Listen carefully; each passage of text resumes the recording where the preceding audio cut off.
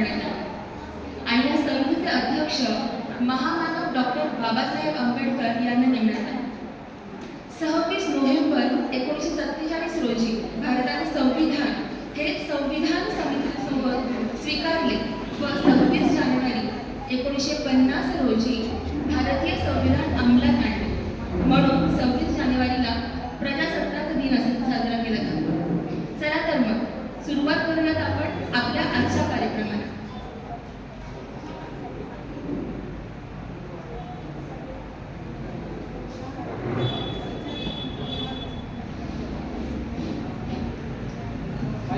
गुरुजनांचा आशीर्वाद घेऊन साथ द्यावी सर्वांनी मिळून.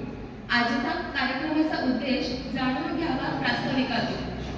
मी प्रास्ताविकासाठी ओंकार देऊळगावकर यांना आमंत्रित करते.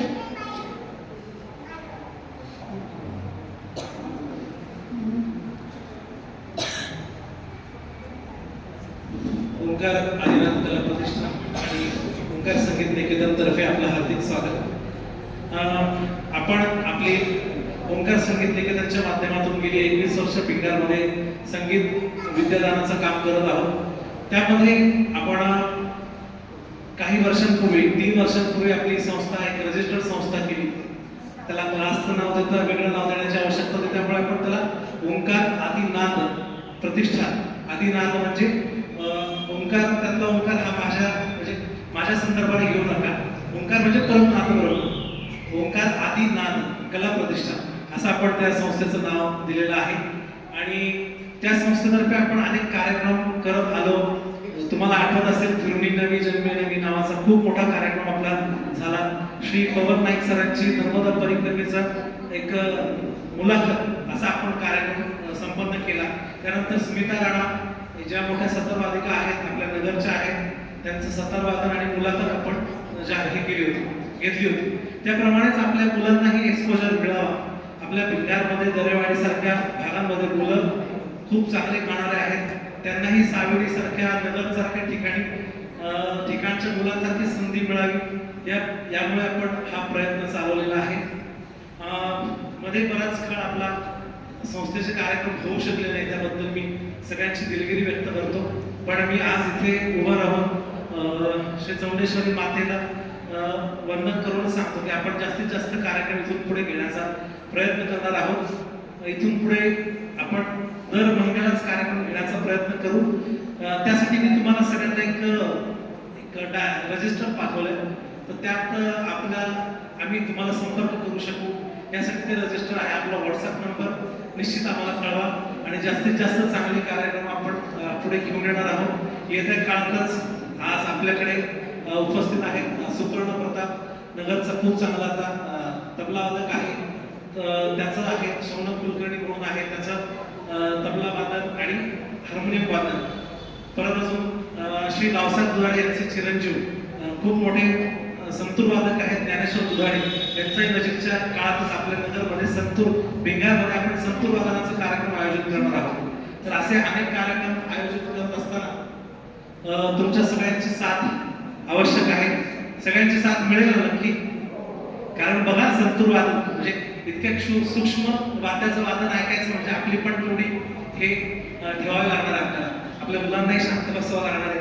सगळ्या गोष्टी आपल्याला इथे सादर करायच्या आहेत. आता आजच्या कार्यक्रमाबद्दल सांगायचं तर आज 26 जानेवारी सगळ्यांना माहिती आहे. सुरुवातीला मी आपल्या कार्यक्रमाला थोडा उशीर झाला, थोडा नाही बराच उशीर झाला, याबद्दल प्रथम दिलगिरी व्यक्त करतो.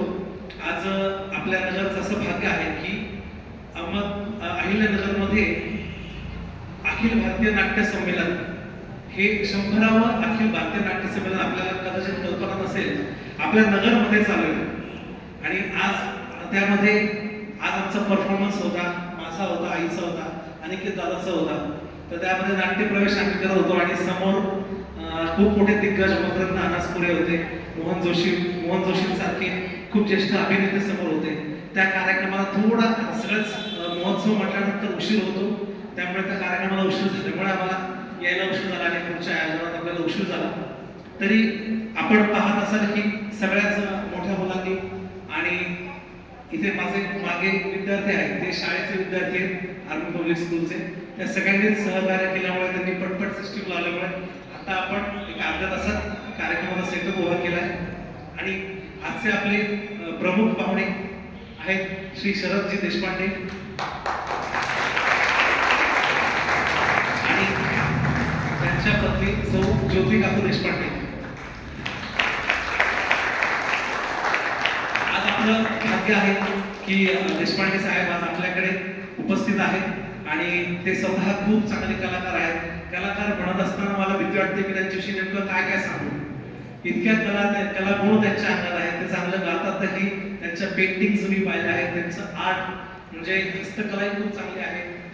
त्यांचं आता हे झालं जुन्या कलाकारांचे फोटो व्हिडिओग्राफी जर तुम्ही पाहिली तर तीही खूप म्हणजे अगदी आजच्या तरुण मुलांसारखेच जसं रील वगैरे काढतात त्या पद्धतीने त्यांची व्हिडिओग्राफी आहे. म्हणजे कुठली गोष्ट त्यांना येत नाही अशातला भाग नाही. आज कुठली तरी नवीन गोष्ट जगात लॉन्च होते ती त्यांच्याकडे तयार असते. कारण आज त्यांनी एक आपल्या सगळ्या तरुणांसाठी एक आदर्श असं व्यक्तिमत्व आहे. हरहुन्नरी असं व्यक्तिमत्व आहे. स्वतः न्यायाधीश आहेत. तिकडे ऑर्डर करतात आणि इकडे आपल्या याच्यावरती विनंतीला मान देऊन आले आहेत. त्या काय झालं ऑर्डरचं जे ठोकायचं असतं ना त्याच्यासोबत ते तबल्याची हातोडी ठोकतात आणि तबला सुरेल लावतात आणि तबलाही वाजवून करतात. म्हणजे काकांविषयी जितकं बोलावं तितकं कमी आहे. बाकी अभ्यास जर आपण म्हणतो अभ्यासाचा आपण जास्त कधी कधी पाहू करतो की अभ्यास केला म्हणजे आता बाकीच आपल्याला कला सोडून द्यावं लागेल. आता मी 9वी ते मॅडम 10वीला विषयाचा क्लास लावतो, 11वीला लावेन, परत 12वीला सोडेल, FYला येईल. तर असं मुलांचं चालत असतं. तर असं न करता एक आपल्यासमोर आदर्श आज व्यक्तिमत्व काका आहेत, स्वतः न्यायाधीश आहेत. तरीही त्यांच्या बाकीच्या कलांमध्ये कुठेही त्यांनी हात मागे ठेवलेला नाही.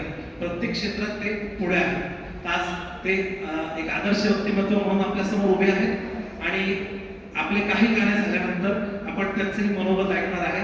मी काही दिवसांपूर्वी त्यांचं आपल्या आदरणीय सावित्रीबाई फुलेंवर खूप छान बोलणं ऐकलं होतं. त्यावरच मी काकांना म्हटलं की काका आजही तुम्ही प्रजासत्ताक दिनी काहीतरी बोला अशी आमची इच्छा आहे आणि ते थोड्या वेळाने बोलतील. बाकी पुढे आपण कार्यक्रम करत राहू. एवढं बोलून मी माझं लांबलेलं प्रास्ताविक थांबवतो. थँक्यू.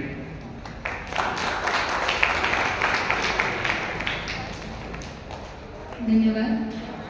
आजचे आपले प्रमुख अतिथी माननीय शरदजी देशपांडे सर, सौ Jyoti Deshpande ma'am, doctor Saira sir यांना मी विनंती करते की सर्वप्रथम त्यांनी भारत मातेच्या प्रतिमेचं पूजन करून आपण या कार्यक्रमाला सुरुवात करूया.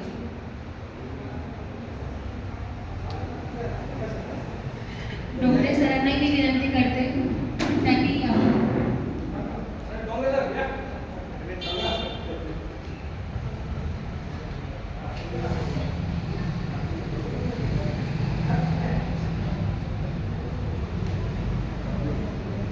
सचिनजी कस्तुरे यांनीही यावं.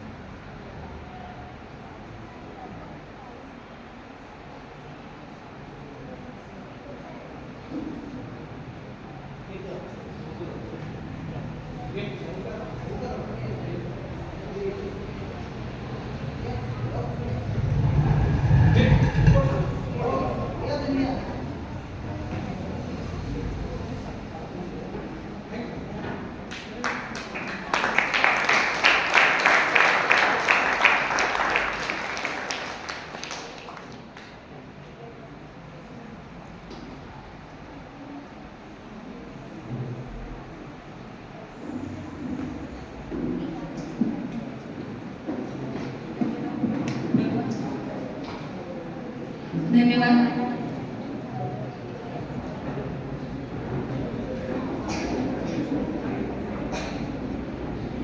मी श्री अनिकेत देऊळगावकर यांना विनंती करते त्यांनी माननीय शरदजी देशपांडे सर यांचा सत्कार करावा.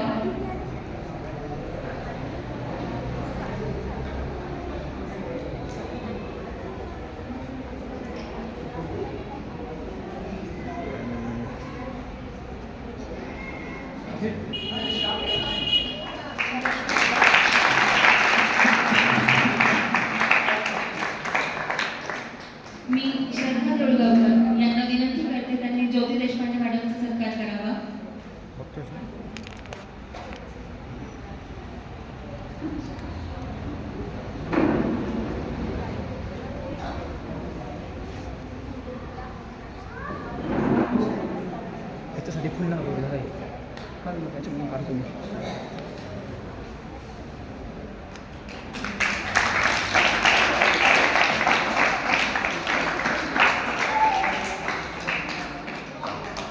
मी श्री अविनाश देऊळगावकर यांना विनंती करते त्यांनी डॉक्टर सारडा सर यांचे सत्कार करावा. अच्छा हे लाईव्ह असताना शूट होतं त्याच्यामध्ये म्हणजे फोटो निघतात. पाहतोच ना तू इकडे.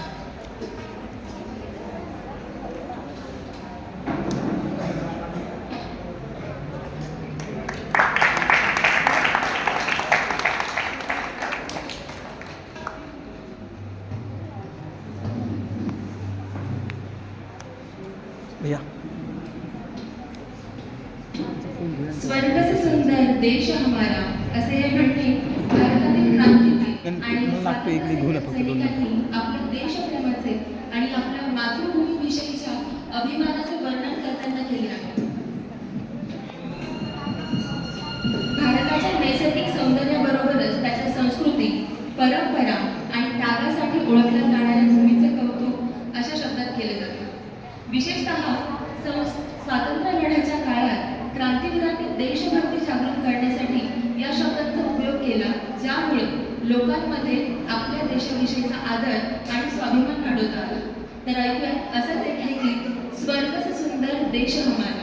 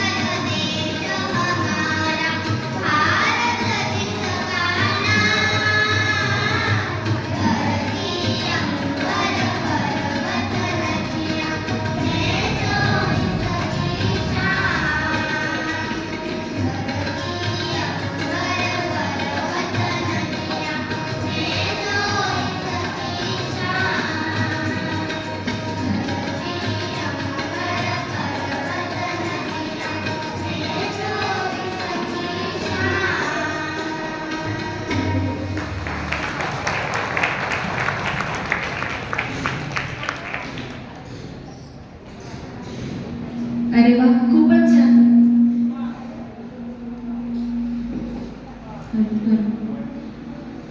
खूपच छान.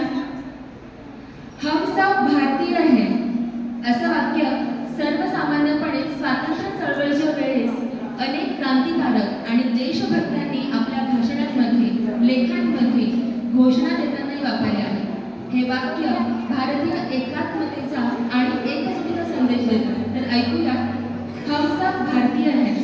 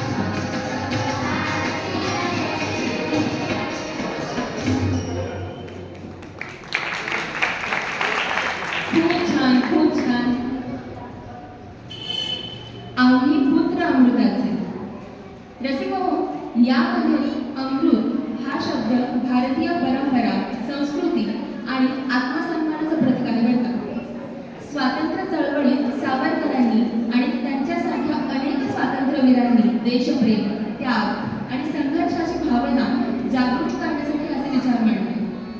अमृताचे पुत्र म्हणण्यामागील उद्देश होता की भारतीय जनता आपल्या महान परंपरेचा वारसा समजून घेऊन स्वाभिमानाने उभी राहील.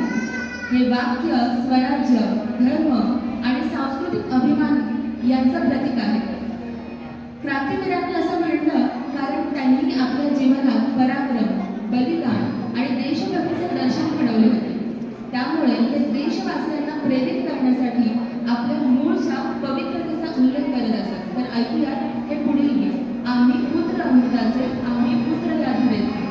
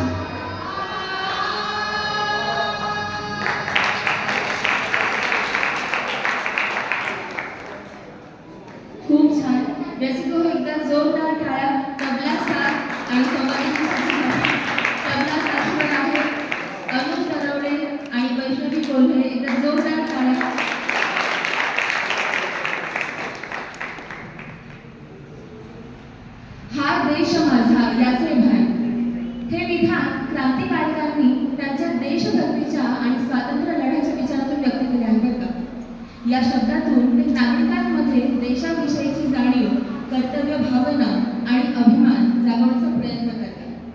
क्रांतिवीर हे भारताच्या स्वातंत्र्यासाठी लढणारे आणि समाजासाठी कार्य करणारे महानच व्यक्तिमत्व म्हणावे लागेल. त्यांना आपल्या मातृभूमीचे महत्त्व आणि तिची स्वाभिमानाची गरज ही प्रकर्षाने जाणवली असते. त्यांनी हे सांगितले आहे की प्रत्येक नागरिकाने देशाशी नाळ जोडून ठेवायला हवी, कारण हा देश आपला आहे. त्याचे रक्षण आणि विकास करण्याची जबाबदारी हीही आपलीच आहे. त्यांनी भान या शब्दातून देशाशी संबंधित असलेली कर्तव्य भावना आणि आत्मीयता जागृत केली. हा देश, हा संदेश समाजाला एकत्रित ठेवण्यासाठी आणि देशाच्या उन्नतीसाठी प्रेरणादायी ठरतो. तर ऐकूया हा देश माझा याचे भान.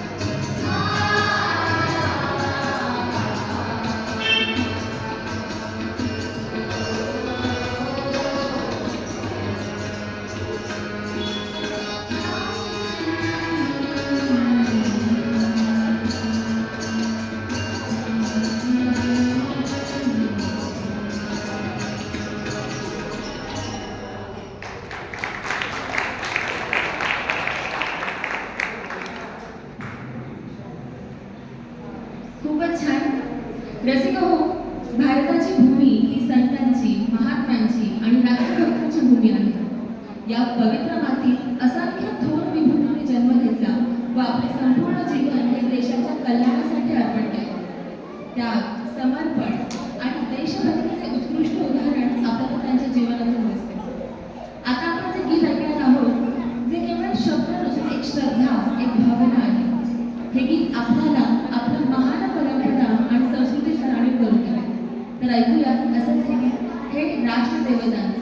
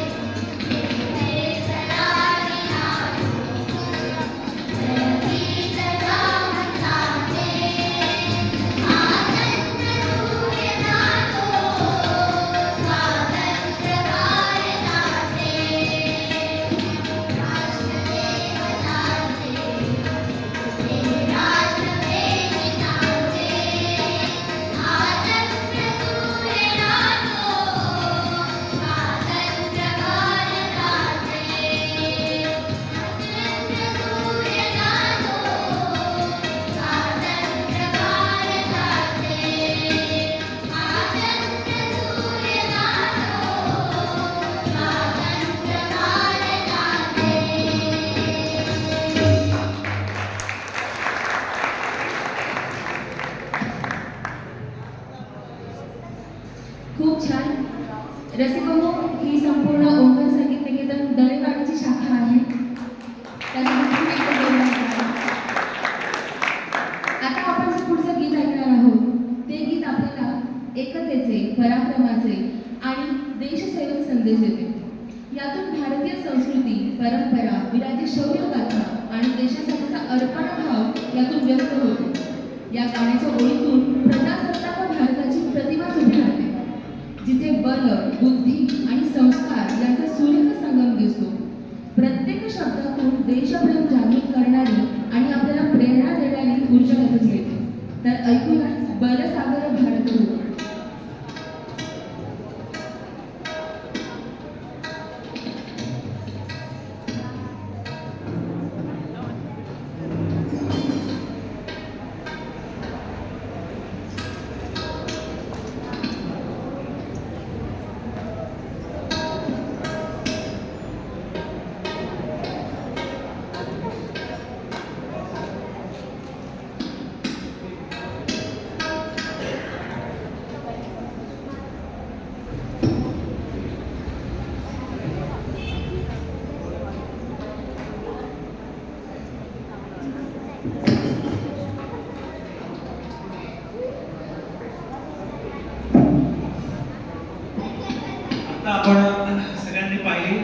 शक्यतो या मंदिरात आवाज घुमतो असं सगळ्यांचं म्हणणं असतं, तरी सुद्धा इतकी उत्कृष्ट सिस्टीम लावली.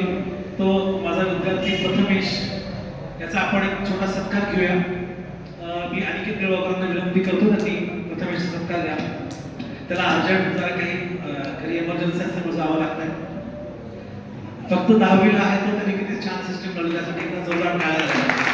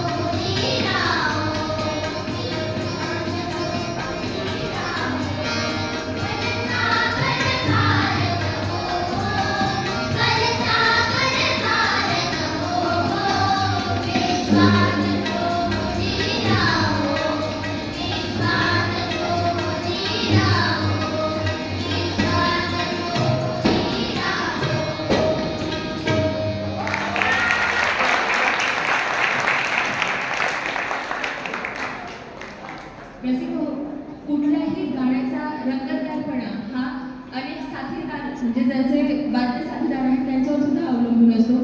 तर असेच सिंधी साथाचे साथ करणारा दर्शन जावळे, त्यानंतर आता गायत्री धनगडे, इथे गीतांजली सबन, अरुण नरवडे, सुपर्ण प्रताप आणि ओंकार देऊळगावकर या सर्व साथीदारांसाठी एकदा वैभवी कोल्हे या सर्व साथीदारांसाठी जोरदार टाळ्या झाल्या पाहिजे.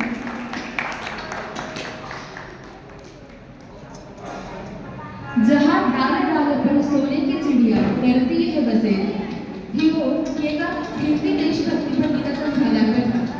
हे गीत भारताच्या वैभवशाली आणि समृद्ध सांस्कृतिक वारशाचे प्रतीक आहे. हे काव्य भारताला सोने की चिडिया म्हणजे जगातील सर्वात श्रीमंत, प्राचीन आणि समृद्ध देश म्हणून संबोधतो. अशा प्रकारेच हे सोने की चिडिया ही उपमा भारताला दिली जाते. तर ऐकूया तेच पुढील गीत, जहाँ डाले डाल पर सोने की चिडिया करती है बसे.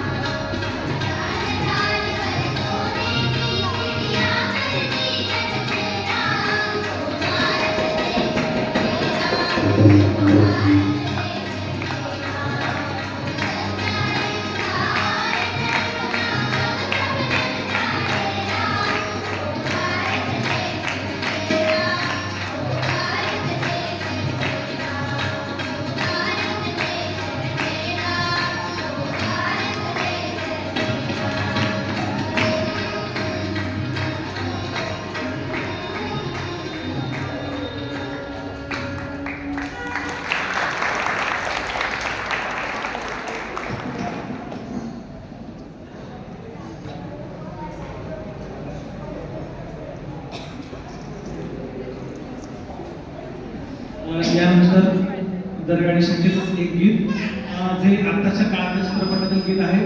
फायटर चित्रपटातील नामदही एक जश्न भारत वंदे मातरम.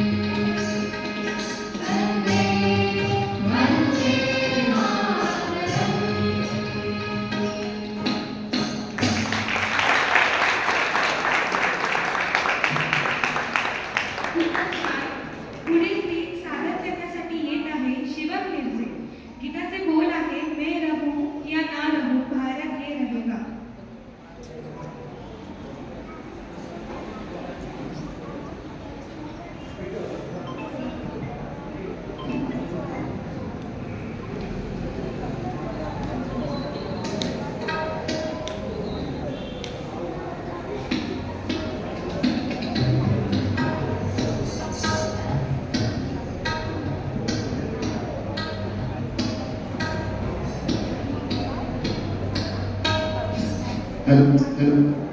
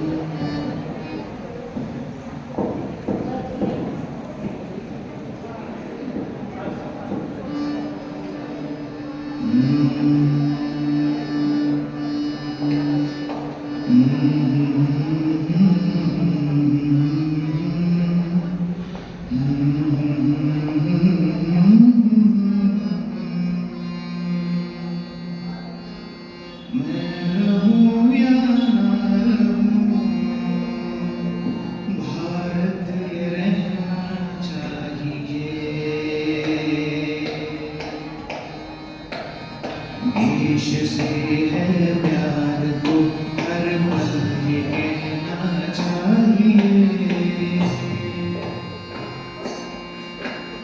मैं रहूं या ना रहूं, भारत ये रहना चाहिए। सिलसिला ये बात मेरे यूं ही चलना चाहिए।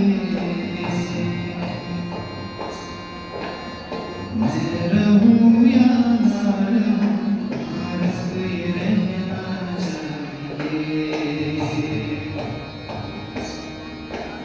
मेरी नस नस पार कर दो और बना दो एक सितार। मेरी नस नस पार कर दो और बना दो एक सितार।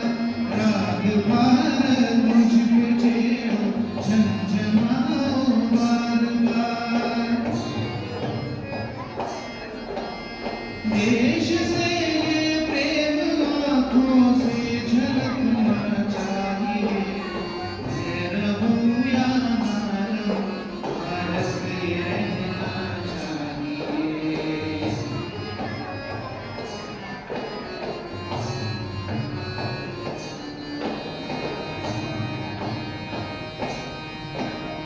शत्रु से कह दो जरा, सीमा में रहना सीखिए।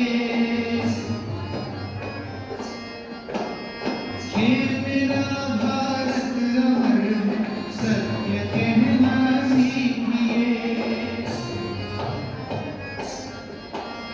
भक्ति की इस शक्ति को पढ़कर दिखाना चाहिए। मैं रहूं या ना रहूं, भारत ये रहना चाहिए।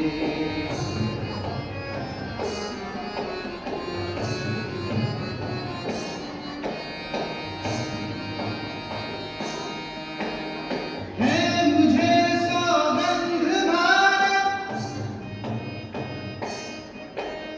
भूलूं ना एक क्षण तुझे। भूलूं ना एक क्षण तुझे। रक्त की हर बूंद तेरी है, तेरा अर्पण तुझे। युद्ध ये सम्मान का है, मान रहना चाहिए। मैं रहूं या ना रहूं, भारत ये रहना चाहिए। मैं रहूं या ना रहूं, भारत ये रहना चाहिए। मैं रहूं या ना रहूं, भारत ये रहना चाहिए।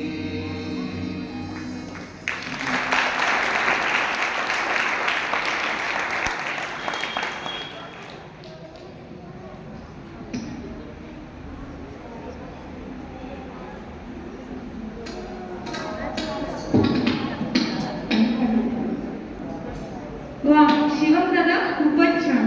यापुढील गीत सादर करीत आहे उदयित शतकिरणा.